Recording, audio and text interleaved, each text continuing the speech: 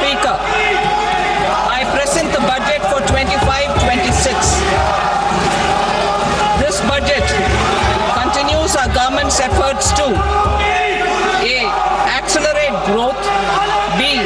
Secure inclusive development, C. Invigorate private sector investments, D. Uplift household sentiments, and E. Enhance spending power of India's rising middle class. Together, we embark on a journey to unlock our nation's tremendous potential for greater prosperity and global positioning under the leadership of Honorable Prime Minister Shri Narendra Modi. As we complete the first quarter of the 21st century, continuing geopolitical headwinds suggest lower global economic growth over the medium term. However, our aspiration for a Vikasit Bharat inspires us, and the transformative work we have done during our government's first 2 terms guides us to march forward resolutely. Our economy is the fastest growing among all major economies. Our development track record for the past 10 years and structural reforms have drawn global attention. Confidence in India's capability and potential has only grown in this period. We see the next 5 years as a unique opportunity to realize Sabka Vikas, stimulating balanced growth of all regions. The great Telugu poet and playwright Gurujada Apparao had said, "Deshamante matti kadoy, deshamante manushuloy," meaning a country is not just its soil, a country is its people. In line with this, for us, Vikasit Bharat encompasses zero poverty, 100% quality good school education, access to high quality, affordable and comprehensive health care, 100% skilled labor with meaningful employment, 70% women in economic activities, and farmers making our country the food basket of the world.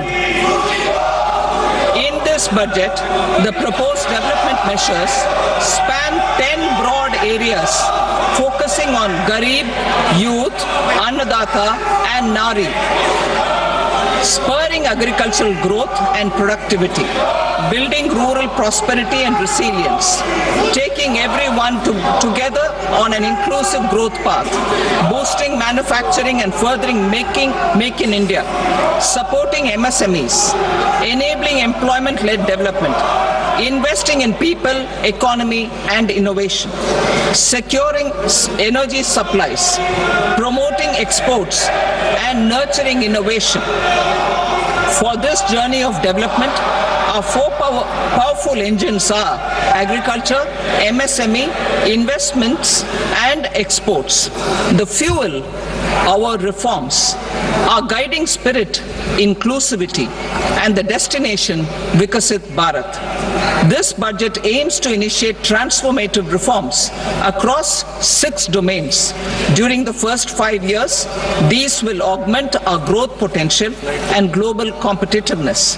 The domains are taxation, power sector, urban development, mining, financial sector, and regulatory reforms. Agriculture as the first engine.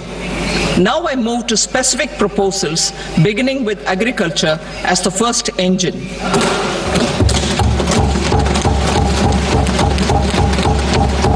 Prime Minister Dhan Dhanya Krishi Yojana, developing agri-districts program. Motivated by the success of the aspirational district program, our government will undertake a Prime Minister Dhan Dhanya Krishi Yojana in partnership with states. Through the convergence of existing schemes and specialized measures, the program will cover 100 districts with low productivity, moderate crop intensity, and below average credit parameters. It aims to 1. Enhance agricultural productivity, 2. Adopt crop diversification and sustainable agricultural practices, 3. augment post-harvest storage at the panchayat and block level.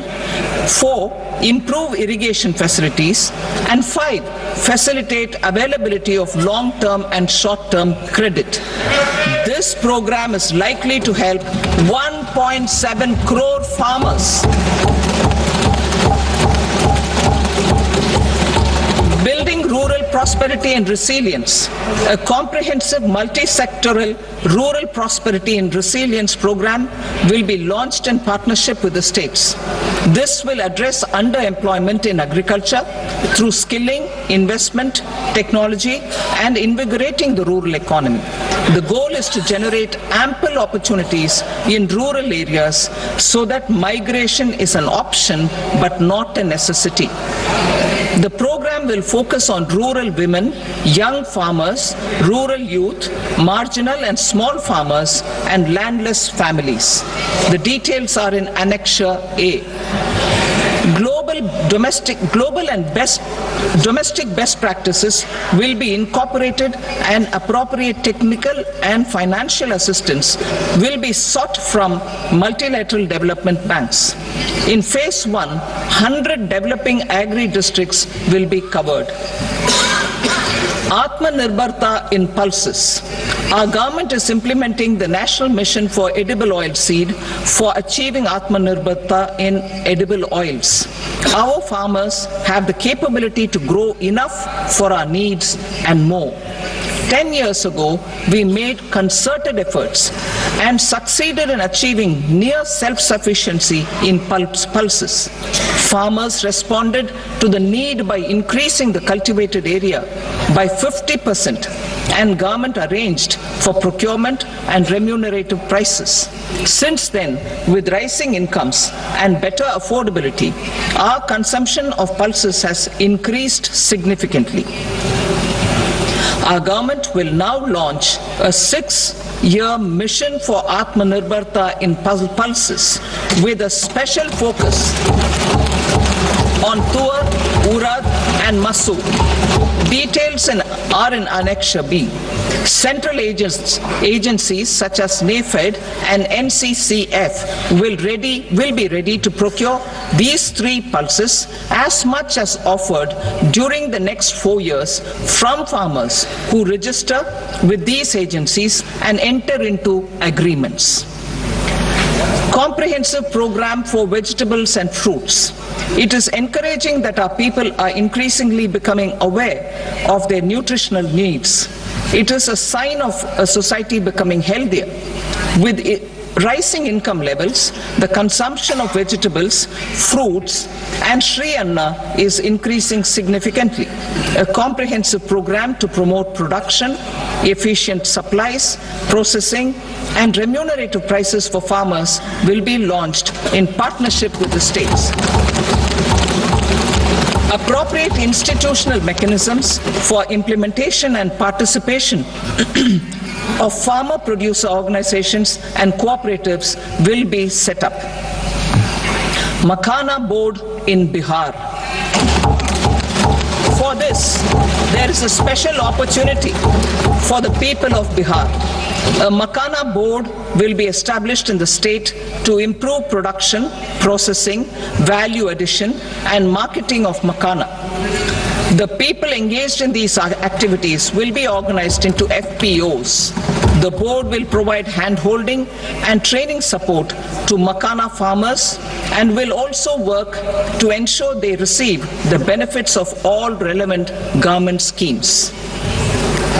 A national mission on high-yielding seeds will be launched, aimed at 1. Strengthening research ecosystem, 2. Targeted development and propagation of seeds with high yield, pest resistance, and climate resilience, and 3. Commercial availability of more than 100 seed varieties released since July 2024. India ranks second largest globally in fish production and aquaculture. Seafood exports are valued at 60,000 crore rupees. To unlock the untapped potential of the marine sector, our government will bring in an enabling framework for sustainable harnessing of fisheries from Indian Exclusive Economic Zone and high seas, with a special focus on the Andaman and Nicobar and Lakshadweep Islands. For the benefit of lakhs of cotton growing farmers, I am pleased to announce a mission for cotton productivity. This 5-year mission will facilitate significant improvements in productivity and sustainability of cotton farming and promote extra long staple cotton varieties. The best of science and technology support will be provided to farmers.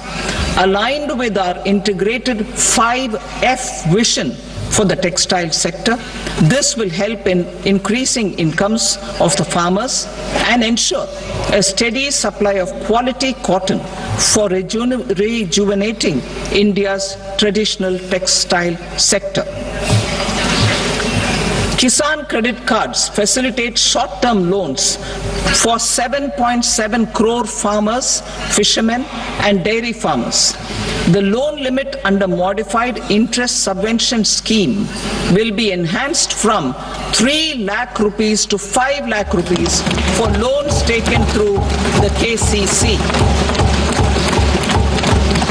For Atmanirbharta in urea production, our government had reopened 3 dormant urea plants in the eastern region. To further augment urea supply, a plant with annual capacity of 12.7 lakh metric tons will be set up at Namrup in Assam.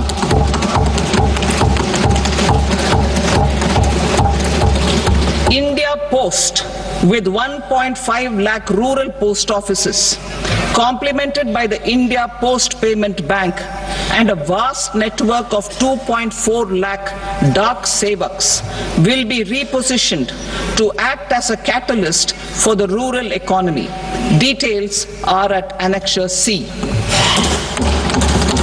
India Post will also be transformed as a large public logistics organization. This will meet the rising needs of Vishwakarmas, new entrepreneurs, women, self-help groups, MSMEs, and the large business organizations. Our government will provide support to NCDC for its lending operations for the cooperative sector.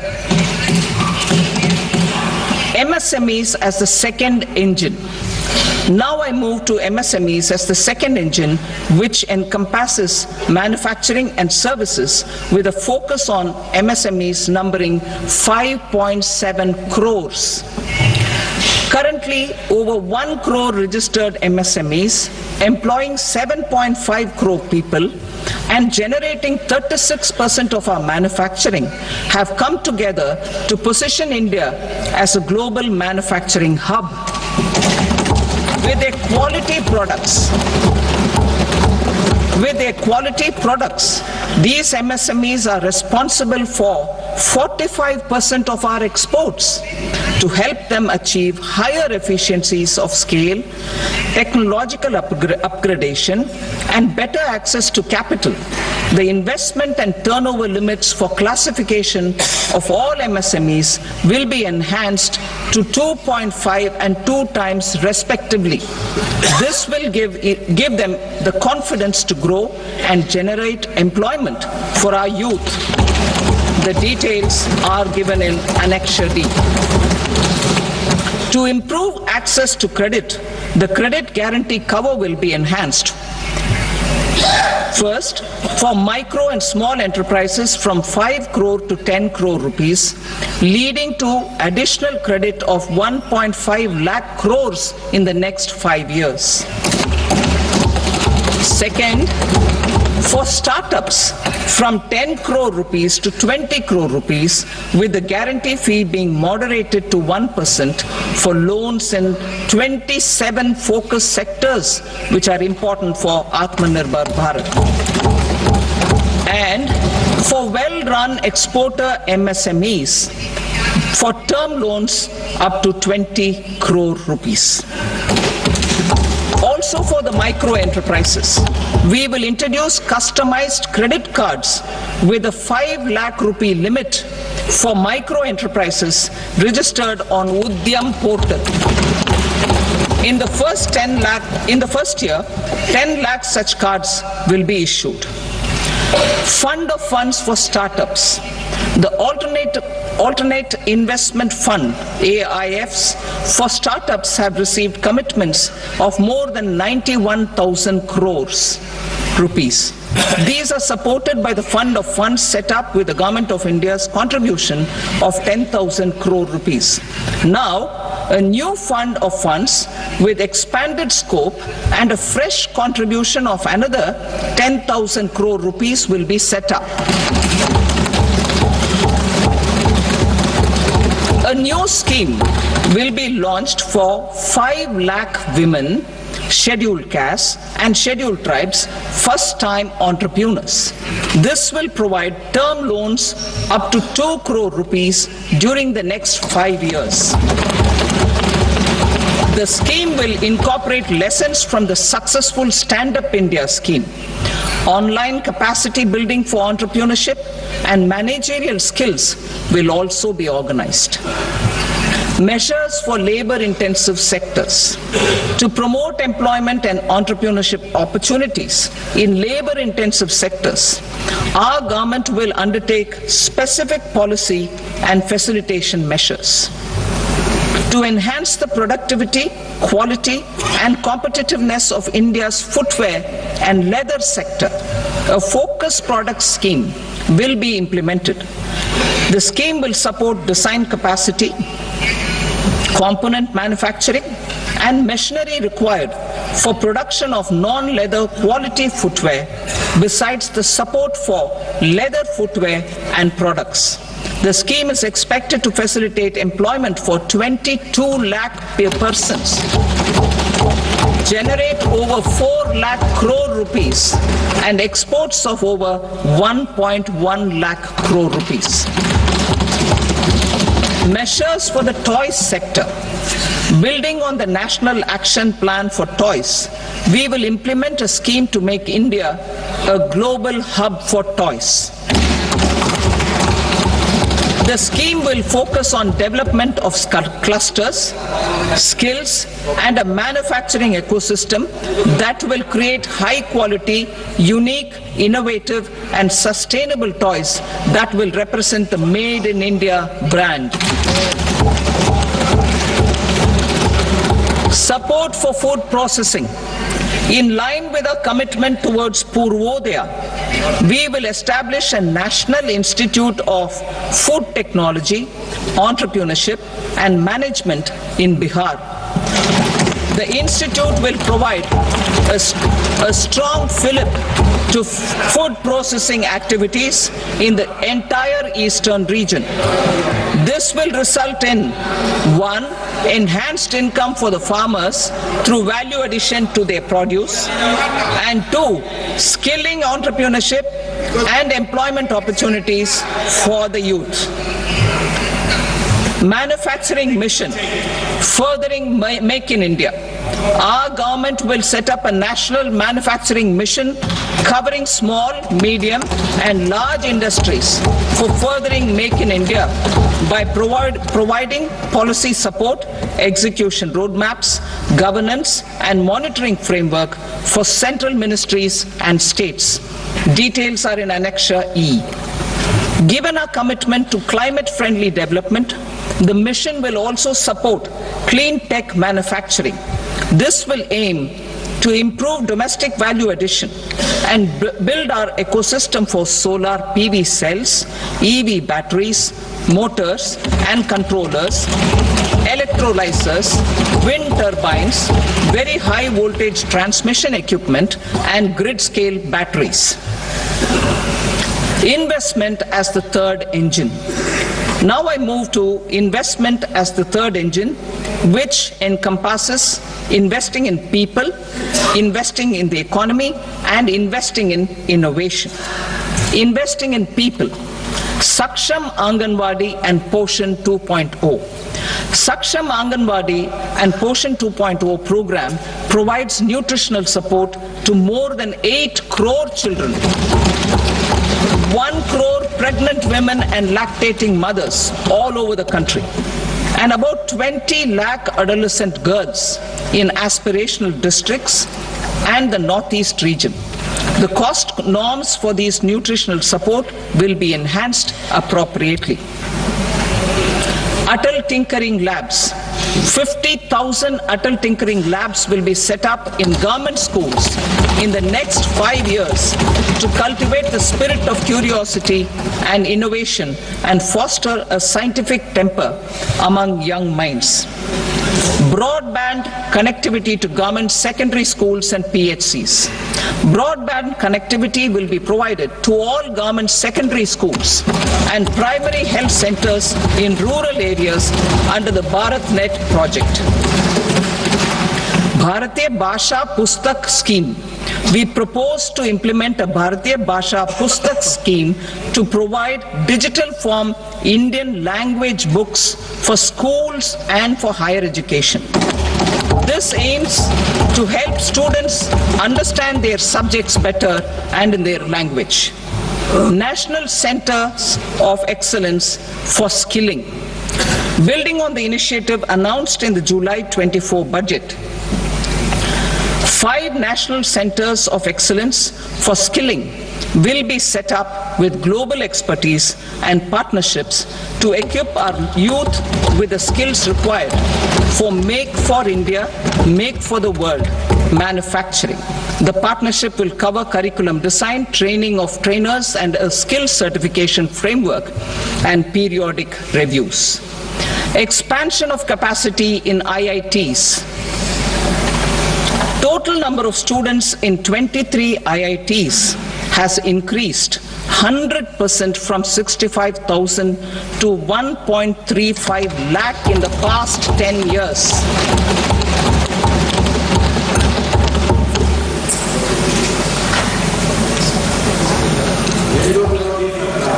Additional infrastructure will be created in the 5 IITs started after 2014 to facilitate education for 6,500 more students.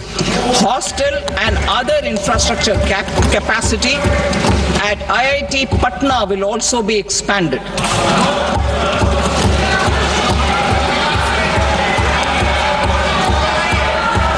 Center of Excellence.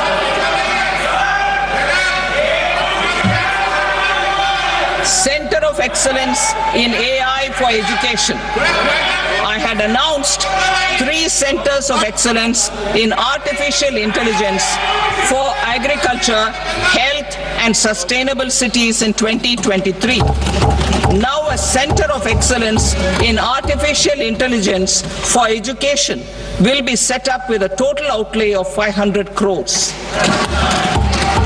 Expansion of medical education. Our government has added almost 1.1 lakh undergraduate and postgraduate medical education seats in 10 years, an increase of 130%. In the next year, 10,000 additional seats will be added in medical colleges and hospitals towards the goal of adding 75,000 seats in the next 5 years. Daycare cancer centers in all district hospitals. Our government will facilitate setting up of daycare cancer centers in all district hospitals in the next 3 years. 200 centers will be established in 25-26 itself. Strengthening urban livelihoods. Our government has been giving priority to assisting urban poor and vulnerable groups. A scheme for socio-economic upliftment of urban workers will be implemented to help them improve their incomes, have sustainable livelihoods, and a better quality of life. PM Swanidhi scheme has benefited more than 68 lakh street vendors, giving them respite from high-interest informal sector loans. Building on this success, the scheme will be revamped with enhanced loans from banks, UPI-linked credit cards with 30,000 rupees limit, and capacity building support. Social Security Scheme for welfare of online platform workers. Gig workers of online platforms provide great dynamism to the new age services economy. Recognizing their contribution, our government will arrange for their identity cards and registration on the e-Shram portal. They will be provided health care under PM Jan Arogya Yojana. This measure is likely to assist nearly 1 crore gig workers.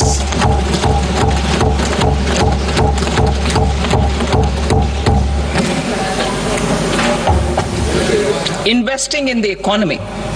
Public-private partnership in infrastructure. Each infrastructure-related ministry will come up with a 3-year pipeline of projects that can be implemented in PPP mode. States will also be encouraged to do so and can seek support from the India Infrastructure Project Development Fund, which is a scheme to prepare PPP proposals. Support to states for infrastructure. An outlay of 1.5 lakh crore is proposed for the 50-year interest-free loans to states for capital expenditure and incentives for reforms.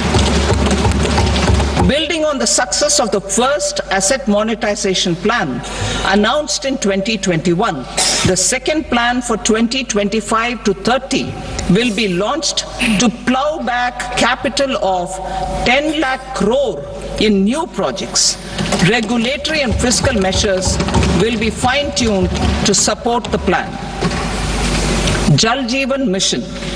Since 2019, 15 crore households, representing 80% of India's rural population, have been provided access to portable tap water connections.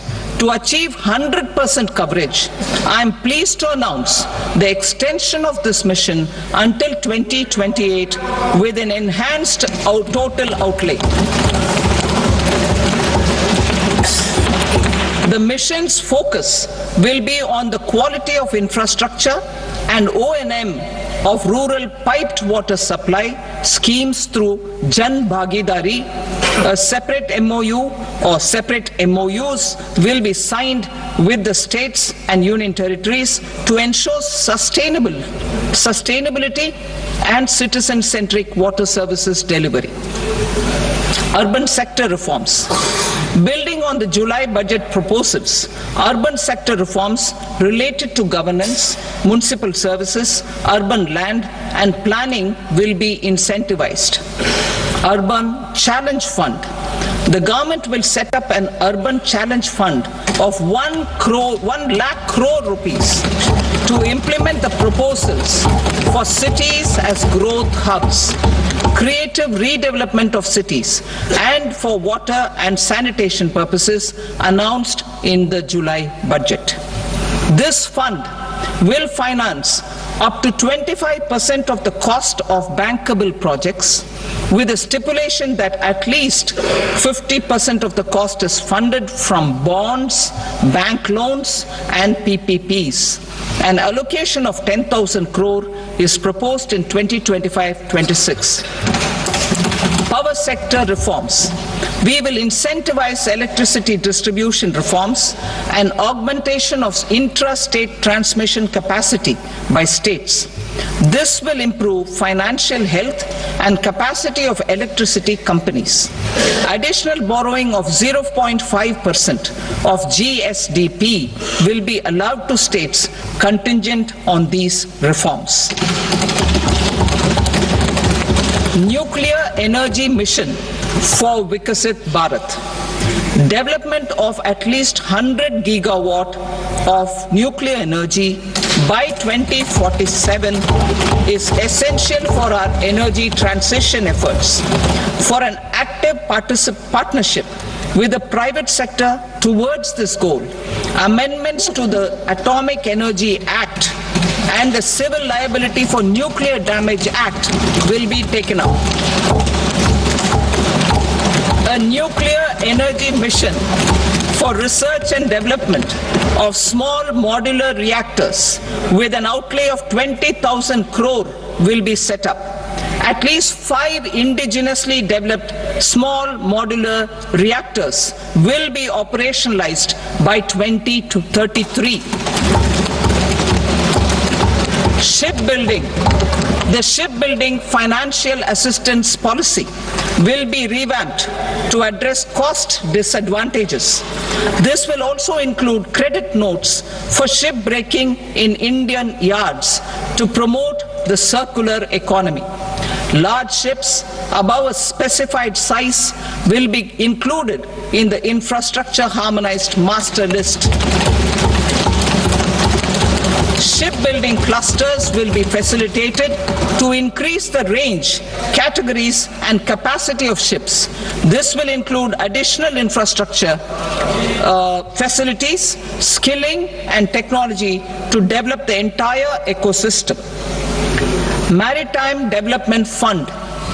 For long-term financing for the maritime industry, a Maritime Development Fund with a corpus of 25,000 crore rupees will be set up.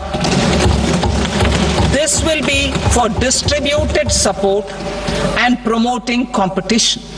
This will have up to 49% contribution by the government, and the balance will be mobilized from ports and from private sector.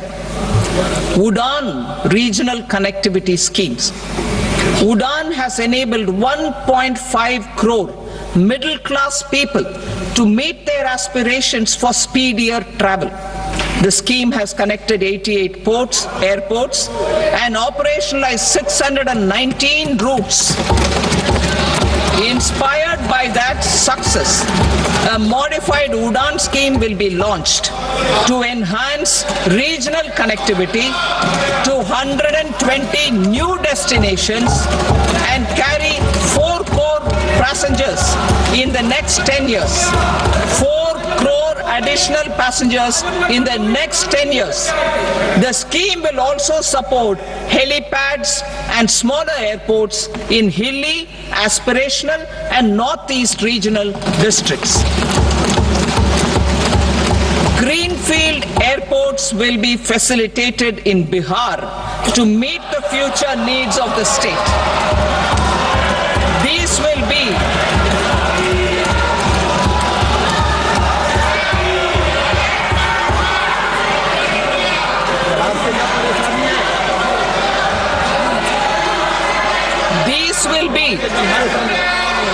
will be in addition to the expansion of the capacity of Patna Airport and a brownfield airport in Beta. Western Kosi Canal project in Mithilanchal. Financial support will be provided for the Western Kosi Canal ERM project, benefiting a large number of farmers, cultivating over 50,000 hectares of land in the Mithilanchal region of Bihar. Mining sector reforms. Mining sector reforms, including those for minor minerals, will be encouraged through sharing of best practices and institutions of a state mining index. A policy for recovery of critical minerals from tailings will be brought out. Under the special window for affordable and mid-income housing, SWAMI, 50,000 dwelling units in stressed housing projects have been completed and keys handed over to home buyers. Another 40,000 units will be completed in 2025, further helping middle-class families who are paying EMIs on loans taken for apartments while also paying rent for their current dwellings. Building on this success, Swami Fund 2 will be established as a blended finance facility with contribution from the government, banks and private investors. This fund of 15,000 crore rupees will aim for expeditious completion of another 1 lakh units. PM Gati Shakti data for private sector. For furthering PPPs and assisting the private sector in project planning, access to relevant data and maps from the PM Gati Shakti portal will be provided. Tourism for employment-led growth. Top 50 tourist destination sites in the country will be developed in partnership with states through a challenge mode. Land for building key infrastructure will have to be provided by the states. Hotels in these destinations will be included in the infrastructure harmonized list. The following measures will be taken for facilitating employment-led growth. Organizing intensive skill development programs for our youth, including in institutes of hospitality management. Providing mudra loans for homestays. Improving ease of travel and connectivity to tourist destinations. Providing performance-linked incentives to states for effective destination management, including tourist amenities, cleanliness, and marketing efforts. And introducing streamlined e-visa facilities along with visa fee waivers for certain tourist groups. Continuing with the emphasis on places of spiritual and religious significance in the July budget, there will be a special focus on destinations related to the life and times of Lord Buddha. Medical tourism and heal in India. Medical tourism and heal in India will be promoted in partnership with the private sector along with capacity building and easier visa norms. Investing in innovation. To implement private sector driven research, development and innovation initiatives announced in the July budget, I am now allocating 20,000 crore rupees for this purpose. A deep tech fund of funds will also be explored to catalyze the next generation startups as a part of this initiative. In the next 5 years, under the PM Research Fellowship Scheme, we will provide 10,000 fellowships for technological research in IITs and IISc with enhanced financial support. The second gene bank with 10 lakh germplasm lines will be set up for future food and nutritional security. This will provide conservation support to both public and private sectors for genetic resources. We will start a national geospatial mission to develop foundational geospatial infrastructure and data. Using PM Gati Shakti, this mission will facilitate modernization of land records, urban planning, and design of infrastructure projects. A Gyan Bharatam mission for survey, documentation, and conservation of our manuscript heritage with academic institutions, museums, libraries, and private collectors will be undertaken to cover more than 1 crore manuscripts. We will set up a national digital repository of Indian knowledge systems for knowledge sharing. Now I move to exports as the fourth engine. We will set up an export promotion mission with sectoral and ministerial targets driven jointly by the Ministries of Commerce, MSME, and Finance. It will facilitate easy access to export credit, cross-border factoring support, support to MSMEs to tackle non-tariff measures in overseas markets. A digital public infrastructure, Bharat Trade Net, for international trade will be set up as a unified platform for trade documentation and financing solutions. This will complement the Unified Logistics Interface Platform. The BTN will be aligned with international practices.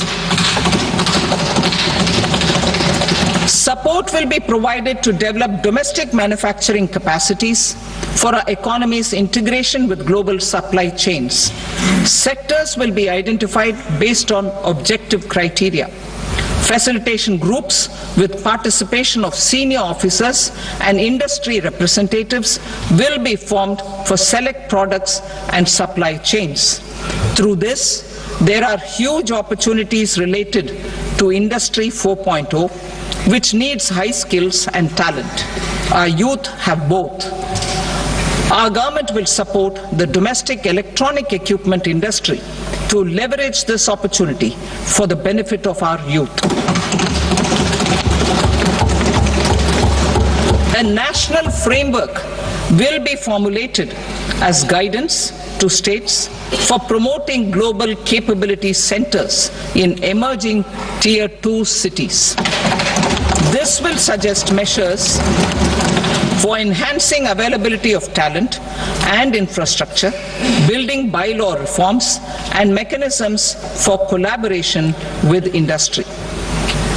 Our government will facilitate upgradation of infrastructure and warehousing for air cargo, including high-value perishable horticultural produce. Cargo screening and customs protocol will be streamlined and made user-friendly. Reforms as the fuel.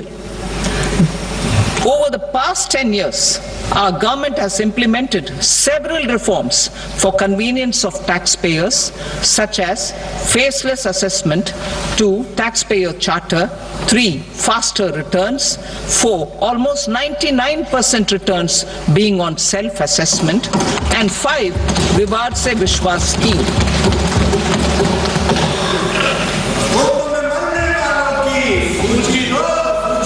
Continuing these efforts, I reaffirm the commitment of the Tax Department to trust first, scrutinize later. I also propose to introduce the new income tax bill next week. I will detail the indirect tax reforms and changes in direct taxes in Part B. Financial sector reforms.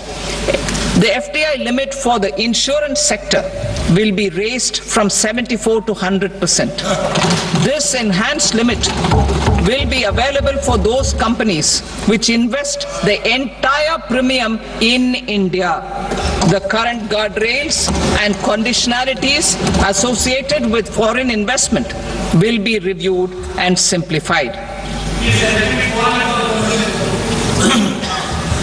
The services of India Post Payment Bank will be deepened and expanded in rural areas. NABFID will set up a partial credit enhancement facility for corporate bonds for infrastructure. Public sector banks will develop Grameen Credit Score framework to serve the credit needs of SHG members and people in rural areas. A forum for regulatory coordination and development of pension products will be set up. To implement the earlier announcement on simplifying the KYC processes, the revamped Central KYC Registry will be rolled out in 2025. We will also implement a streamlined system for periodic updating. Requirements and procedures for speedy approval of company mergers will be rationalized. The scope for fast-track mergers will also be widened and the process made simpler. As proposed in the interim budget, we signed bilateral investment treaties with 2 countries in 2024 to encourage sustained foreign investment, and in the spirit of First Develop India, the current model BIT will be revamped and made more investor-friendly. In the last 10 years, in several aspects, including financial and non-financial, our government has demonstrated a steadfast commitment to ease of doing business. We are determined to ensure that our regulations must keep up with technological innovations and global policy developments. A light touch regulatory framework based on principles and trust will unleash productivity and employment. Through this framework, we will update regulations that were made under old laws. To develop this modern, flexible, people-friendly and trust-based regulatory framework appropriate for the 21st century, I propose 4 specific measures. A high-level committee for regulatory reforms will be set up for a review of all non-financial sector regulations, certifications, licenses, and permissions. The committee will be expected to make recommendations within a year. The objective is to strengthen trust-based economic governance and take transformational measures to enhance ease of doing business, especially in matters of inspection and compliances. States will be encouraged to join in this endeavor. An investment friendliness index of states will be launched in 2025 to further the spirit of competitive, cooperative federalism. Under the Financial Stability and Development Council, a mechanism will be set up to evaluate impact of the current financial regulations and subsidiary instructions. It will also formulate a framework to enhance their responsiveness and development of the financial sector. In the Jan Vishwas Act 2023, more than 180 legal provisions were decriminalized. Our government will now bring up the Jan Vishwas Bill 2.0 to decriminalize more than 100 provisions in various laws. I now move to fiscal policy. In the July budget, I had committed to staying the course for fiscal consolidation. Our endeavor will be to keep the fiscal deficit each year such that central government debt remains on a declining path as a percentage of the GDP. The roadmap for the next 6 years has been detailed in the FRBM statement. Revised estimates for 2024-25.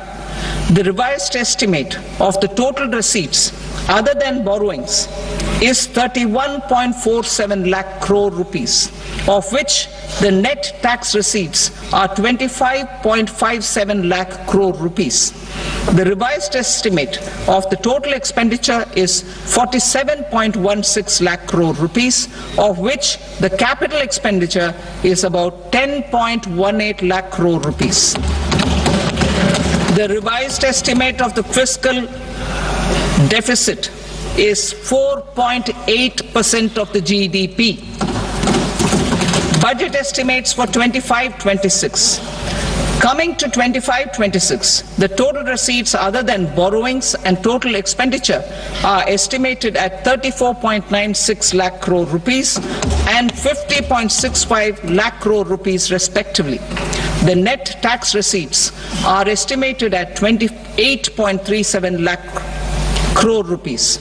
The fiscal deficit is estimated to be 4.4% of GDP.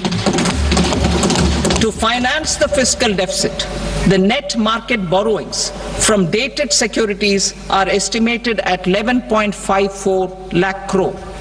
The balance financing is expected to come from small savings and other sources. The gross market borrowings are estimated at 14.82 lakh crore rupees. I will now move to Part B.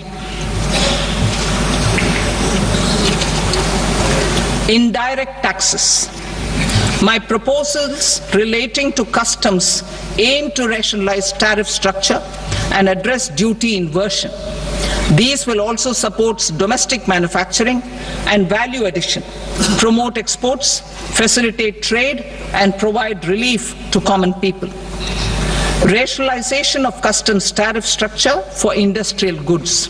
As a part of comprehensive review of customs rate structure announced in July 2024 budget, I propose to 1. Remove 7 tariff rates. This is over and above the 7 tariff rates removed in 23-24 budget.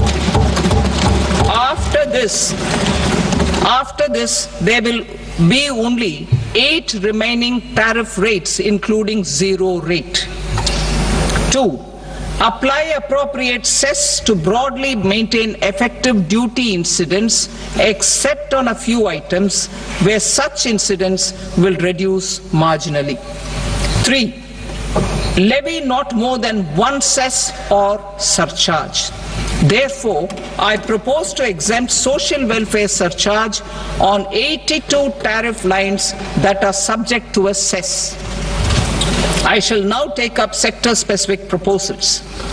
To provide relief to patients, particularly those suffering from cancer, rare diseases, and other severe chronic diseases, I propose to add 36 life-saving drugs and medicines to the list of medicines fully exempted from basic custom duty.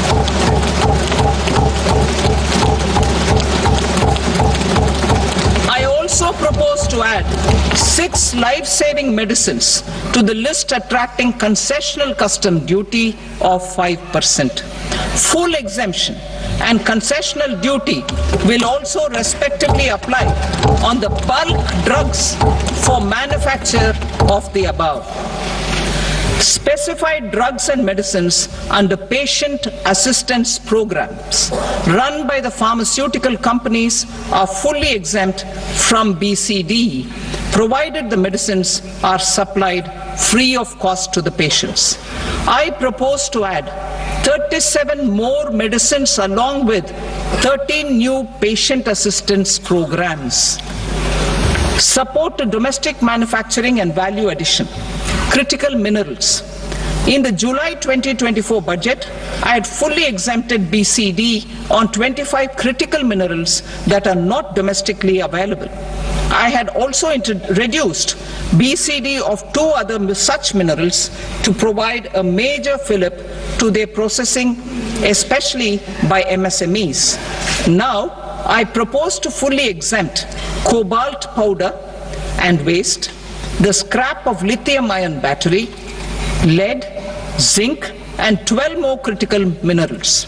This will help secure the availability for manufacturing in India and promote more jobs for our youth. To promote domestic production of technical textile products such as agro-textiles, medical textiles, and geotextiles at competitive prices, I propose to add 2 more types of shuttle-less looms to the list of fully exempted textile machinery. I also propose to revise the BCD rate on knitted fabrics covered by 9 tariff lines from 10 or 20 to 20% or 115 rupees per kg, whichever is higher. Electronic goods. In line with our Make in India policy and to rectify inverted duty structure, I propose to increase the BCD on interactive flat panel display from 10% to 20% and reduce the BCD to 5% on open cell and other components. In 23-24 budget, for the manufacture of open cells of LCD, LED TVs, I had reduced the BCD on parts of open cells from 5% to 2.5%. To further boost the manufacture of such open cells, the BCD on these parts will now stand exempted. Lithium-ion battery. To the list of exempted capital goods, I propose to add 35 additional capital goods for EV battery manufacturing and 28 additional capital goods for mobile phone battery manufacturing. This will boost domestic manufacture of lithium-ion batteries, both for mobile phones and for electric vehicles. Shipping sector. Considering that shipbuilding has a long gestation period, I propose to continue the exemption of BCD on raw materials, components, consumables, or parts for the manufacture of ships for another 10 years.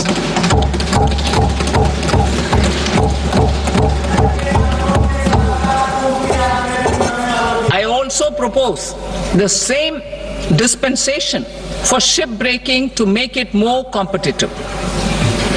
Telecommunication. To prevent classification disputes, I propose to reduce the BCD from 20% to 10% on carrier-grade Ethernet switches to make it at par with non-carrier-grade Ethernet switches. Export promotion. To facilitate exports of handicrafts, I propose to extend the time period for export from 6 months to 1 year, further extendable by another 3 months if required. I also propose to add 9 items to the list of duty-free inputs. Leather sector. I propose to fully exempt BCD on wet blue leather to facilitate imports for domestic value addition and employment. I also propose to exempt crust leather from 20% export duty to facilitate exports by small tanners. Marine products. To enhance India's competitiveness in the global seafood market, I propose to reduce BCD from 30% to 5% on frozen fish paste, surimi, for manufacture and export of its analog products. I also propose to reduce BCD from 15% to 5% on fish hydrolysates for manufacture of fish and shrimp feed. In July 2024 budget, to promote development of domestic MROs for aircraft and ships, I had extended the time limit for export of foreign origin goods that were imported for repairs from 6 months to 1 year and further extendable by 1 year. I now propose to extend the same dispensation for railway goods. Time limit for provisional assessment. Presently, the Customs Act 1962 does not provide any time limit to finalize provisional assessments, leading to uncertainty and cost to trade. As a measure of promoting ease of doing business, I propose to fix a time limit of 2 years, extendable by a year, for finalizing the provisional assessment.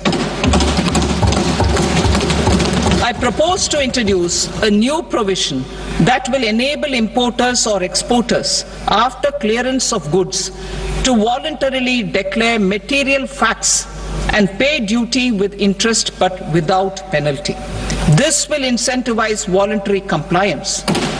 However, this will not apply in cases where department has already initiated audit or investigation proceedings.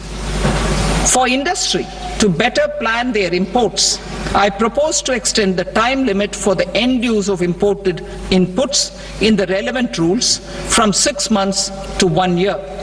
This will provide operational flexibility in view of cost and uncertainty of supply. Further, such importers will now have to file only quarterly statements instead of a monthly statement.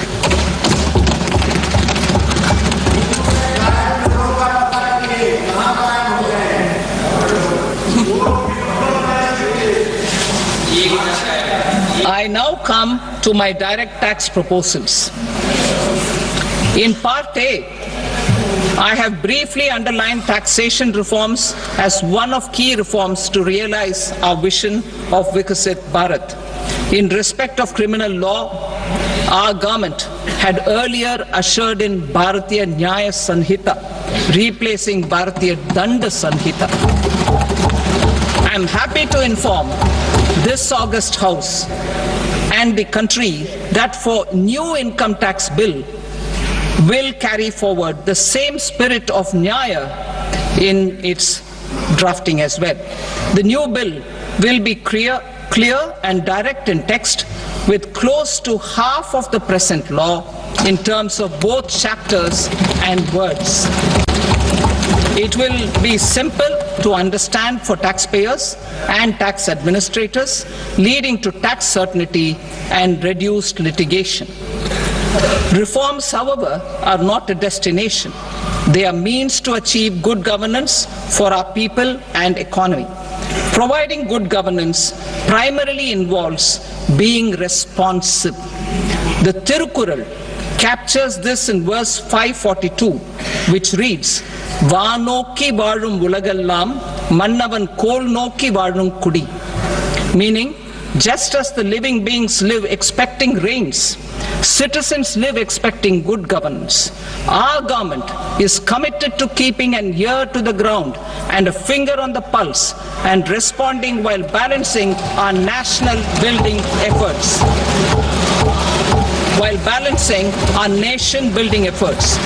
The following measures will detail just how our government will, under the guidance of PM Modi, has taken steps to understand and address. I repeat that sentence, sir. The following measures will detail just how our government, under the guidance of PM Modi, has taken steps to understand and address the needs voiced by our citizens. My tax proposals are guided by this spirit. The objectives of my proposals are as follows. Personal income tax reforms with special focus on middle class. Rationalization of TDS and TCS for easing difficulties. Encouraging voluntary compliance. Reducing compliance burden. Ease of doing business, employment and investment. I will come to my proposal on personal income tax towards the end. TDS and TCS, rationalization for easing difficulties. I propose to rationalize tax deduction at source, TDS, by reducing the number of rates and thresholds above which TDS is deducted. Further, threshold amounts for tax deduction will be increased for better clarity and uniformity. The limit for tax deduction on interest for senior citizens is being doubled from the present 50,000 rupees to 1 lakh rupees. Similarly, the annual limit of 2.40 lakh rupees for TDS on rent is being increased to 6 lakh rupees. This will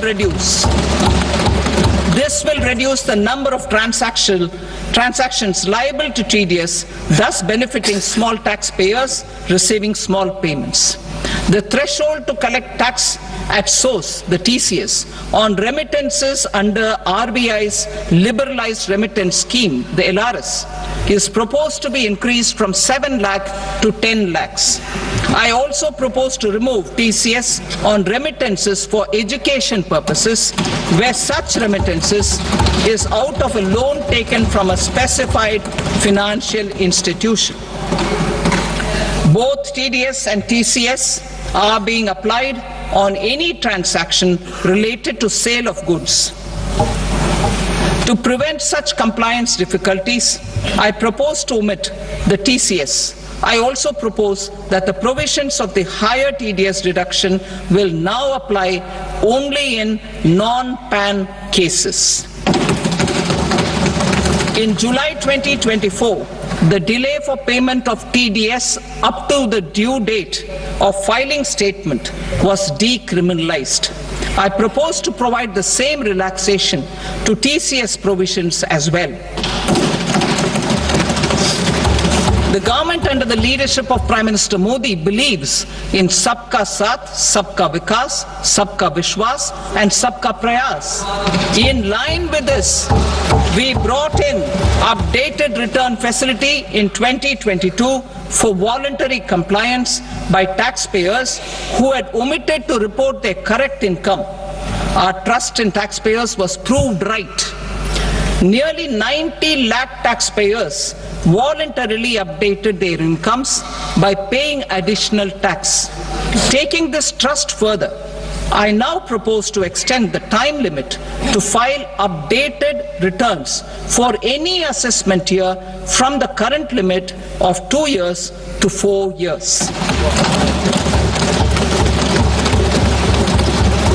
I propose to reduce the compliance burden for small charitable trusts and institutions by increasing their period of registration from 5 years to 10 years. It is also proposed that disproportionate consequences do not arise for minor defaults such as incomplete applications filed by charitable entities.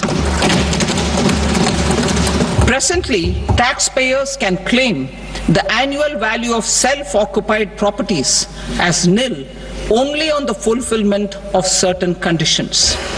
Considering the difficulties faced by taxpayers, it is proposed to allow the benefit of 2 such self-occupied properties without any condition. To streamline the process of transfer pricing and to provide an alternative to yearly examination, I propose to introduce a scheme for determining arm's length price of international transaction for a block period of 3 years. This will be in line with global best practices. With a view to reduce litigation and provide certainty in international taxation, the scope of safe harbor rules is being expanded. A number of senior and very senior citizens have very old national savings scheme accounts. As interest is no longer payable on such accounts, I propose to exempt withdrawals made from NSS by individuals on or after 29th August 2024. I am also proposing to allow similar treatment to NPS Vatsalya accounts as is available to normal NPS accounts subject to overall limits. In my speech in July 2024, I had promised that all processes, including giving effect to appellate orders, shall be digitalized and made paperless over the next 2 years. So I'm happy to announce that digitalization is being made operational now. In July 2024, we brought in the Vivad Se Vishwas scheme to resolve income tax disputes pending in appeal. The scheme has received a great response, with nearly 33,000 taxpayers having availed of the scheme to settle their disputes. I have a few proposals to promote investment and employment. It is proposed to provide a presumptive taxation regime for non-residents who provide services to a resident company that is establishing or operating an electronics manufacturing facility. I further propose to introduce a safe harbor for tax certainty for non-residents who store components for supply to specified electronics manufacturing units. Presently, the tonnage tax scheme is available only to sea-going ships. The benefits of existing tonnage tax scheme are proposed to be extended to inland vessels registered under the Indian Vessels Act 2021 to promote inland water transport in the country. Extension for incorporation of startups. We continue to support the Indian startup ecosystem. I propose to extend the period of incorporation by 5 years to allow the benefit available to startups which are incorporated before 1/4/2030. In order to attract and promote additional activities in the IFSC, I am inter alia proposing specific benefits to ship leasing units, insurance offices, and treasury centers of global companies which are set up in IFSC. Further, to claim benefits, the cutoff date for commencement in IFSC has also been extended by 5 years to 31/3/2030. Category 1 and Category 2 AIFs are undertaking investments in infrastructure and other such sectors. I propose to provide certainty of taxation to these entities on the gains from securities. to promote funding from sovereign wealth funds and pension funds to the infrastructure sector, I propose to extend the date of making an investment by 5 more years up to 31st March 2030.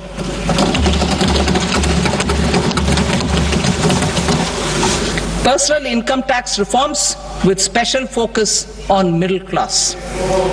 Democracy, demography, and demand are the key support pillars in our journey towards Vikasit Bharat. The middle class provides strength for India's growth.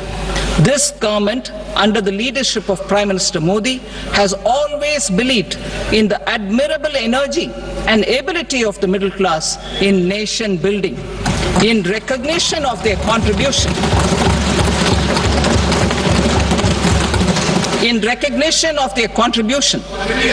we have periodically reduced their tax burden. Right after 2014, the nil tax slab was raised to 2.5 lakhs of rupees, which was further raised to 5 lakh rupees in 2019 and to 7 lakh rupees in 2023. This is reflective of our government's trust on the middle class taxpayers. I am now happy to announce that there will be no income tax payable up to income of 12 lakh rupees.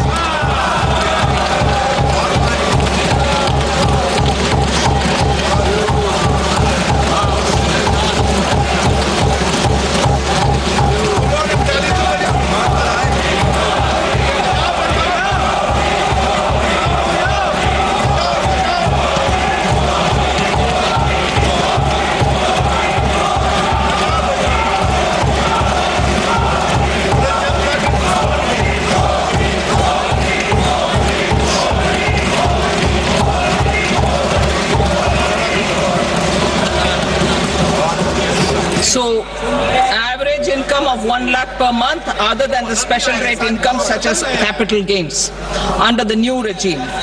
This limit will be 12.75 lakh for salaried taxpayers due to the standard deduction of 75,000. Slabs and rates are being changed across the board to benefit all taxpayers. The new structure will substantially reduce the taxes of the middle class and leave more money in their hands, boosting household consumption, savings, and investment. In the new tax regime, I propose to revise tax rate structures as follows: 0 to 4 lakh rupees nil, 4.8 lakh rupees to 4 to 8 lakh rupees 5%, 8 to 12 lakh rupees 10%, 12 to 16 lakh rupees 15%, 16 to 20 lakh rupees 20%, 20 to 24 lakh rupees 25%, and above 24 lakh rupees 30%. To taxpayers up to 12 lakh of normal income other than special rate income such as capital gains. I read that again. To taxpayers up to 12 lakh of income other than special rate income such as capital gains, tax rebate is being provided in addition to the benefit due to slab rate reduction in such a manner that there is no tax payable by them. The total tax benefit of slab rate changes and rebate at different income levels can be illustrated with a few examples. A taxpayer in the new regime with an income of 12 lakh rupees will get a benefit of 80,000 rupees in tax, which is 100% of tax payable as per the existing rates. A person having income of 18 lakh rupees will get a benefit of 70,000 rupees in tax. That is 30% of tax payable as per existing rates. A person with an income of 25 lakh gets a benefit of 1,10,000 rupees. That is 25% of his tax payable as per existing rates. Details of my tax proposals are given in the annexure. As a result of these proposals, Honorable Speaker, sir, revenue of about 1 lakh crore in direct taxes and 2,600 crores in indirect taxes will be foregone. Mr. Speaker, sir, with this, I commend the budget to this august House.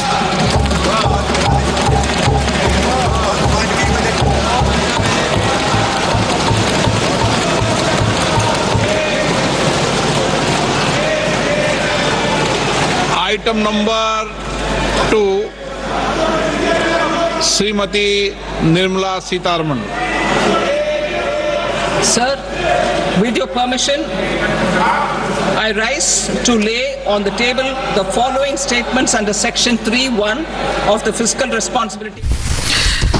अभी आप सुन रहे थे वित्त मंत्री निर्मला सीतारमण का budget प्रस्ताव 2025-26 के वित्त वर्ष के लिए, जिसमें वेतनभोगी कर्मचारियों के लिए जैसे कि उम्मीद थी उन्होंने बहुत बड़ी छूट की घोषणा की है। संभवतः यह सभी के लिए सभी खासतौर पे जो 12 लाख तक की जो आय वाले कर्मचारी हैं या वेतनभोगी लोग हैं उनके लिए 12,75,000 रुपए तक के लिए कोई कर का ऐलान नहीं है। इसमें उनको बहुत बड़ी राहत की बात की गई है और इसके साथ साथ बहुत सारी अन्य छूट भी केंद्रीय वित्त मंत्री ने प्रस्ताव किया है, खासतौर पे मध्य वर्ग के लिए जिस तरह से की उम्मीदें थी और बहुत इस तरीके की उम्मीदें लगाई गई थी कि मध्य वर्ग को सबसे ज्यादा राहत मिलने की उम्मीद है। वहां पे कहीं ना कहीं वित्त मंत्री खरे उतरती हुई नजर आई हैं, लेकिन इन सब चीजों पर हम विस्तार से चर्चा करते रहेंगे। अभी हाल ही में जिस तरह से हमारे पास ये बजट प्रस्तावों की पूरी डिटेल्स आ जाती हैं, हम उन सभी प्रस्तावों पे चर्चा करेंगे। इसके अलावा बहुत सारे नए प्रस्तावों पर भी केंद्रीय वित्त मंत्री ने बातें बताई हैं। अनुभव? Yes, Amit. Like the finance minister at the beginning of the budget announced a 6-year mission for Atmanirbharta in pulses, which is going to be launched. And as in the last budget, the farmers, women, poor and youth, there were the 4 pillars. She added the MSMEs and investment and export as the 5th and the 6th pillar in this particular budget. There is, one of the announcements in her budget was that there's going to be up to 5 lakh loan via Kisan credit card. So the credit limit for the Kisan for farmers is being increased. She's announced certain measures for the MSMEs as far as their credit guarantee is concerned. Credit guarantee cover for the loans given to them is concerned. She has raised those limits. And then also, of course, there are, she's talked about investment as a third engine of the budget. She's announced a manufacturing mission to be set up to encourage manufacturing in the country. India, their government is going to concentrate on, making India as the center for toy making in the world. So there are plans to make India toy manufacturing center of the